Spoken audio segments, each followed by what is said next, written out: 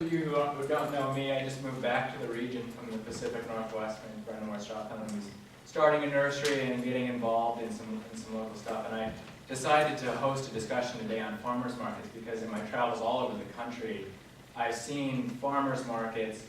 that satisfy both like the foundational need for a market for local produce and goods, but also become this really dynamic hub for local culture and, for example, like kitchen demonstrations and sharing of gardening ideas, and which makes the market a regional destination, which also makes it more viable for the local growers. So it's just like this really dynamic, and I see that in bits and pieces here in the region. But I think that if we really coordinated and we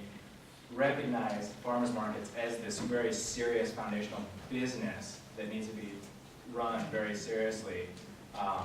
for the benefit of everyone involved, that it could be a really dynamic element in the region. So we got together and we were talking about, so there's this potential for the markets,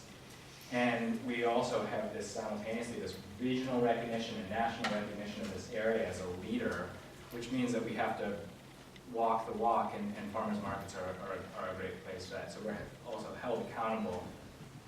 to have really good dynamic markets. And so I shared some materials and some experiences of really successful markets. And I think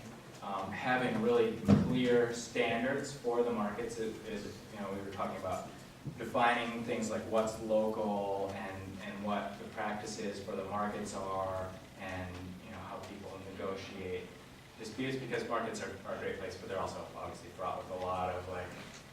anytime you're trying to coordinate that many people, there's anyone who's sold at markets knows that it can be just like a nightmare if it's not run well. So defining that is a really those goals is a really important step. But in order to get to those goals, you need to have representation from the market and from the community that's invested in that. And so having either a board or a committee that's representative of your market and your region,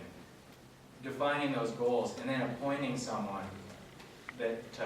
hold them to hold those rules as a standard that's enforced. People were talking about trying to establish rules like local grown produce or products, and then the difficulty of enforcing that if you don't have the means to do so, and saying that you might do a farm inspection at some point to confirm that, but never really getting around to doing that because of it. And so we did a lot of thinking of how that might come to pass of having those boards and having representatives. And we agreed that the first step is to get more market representatives at the table. We had Ralph Bacigalupi from the Downtown Development Authority in Traverse, which works for the Sarah Hardy market, and Kristen is from Crystal Mountain, and they're looking to start a new market. So we had kind of experience of a really big market in the region and a new market, and we're kind of sharing experiences. But we realized that we want to get more. So our first step is to get more people to the table, and I've talked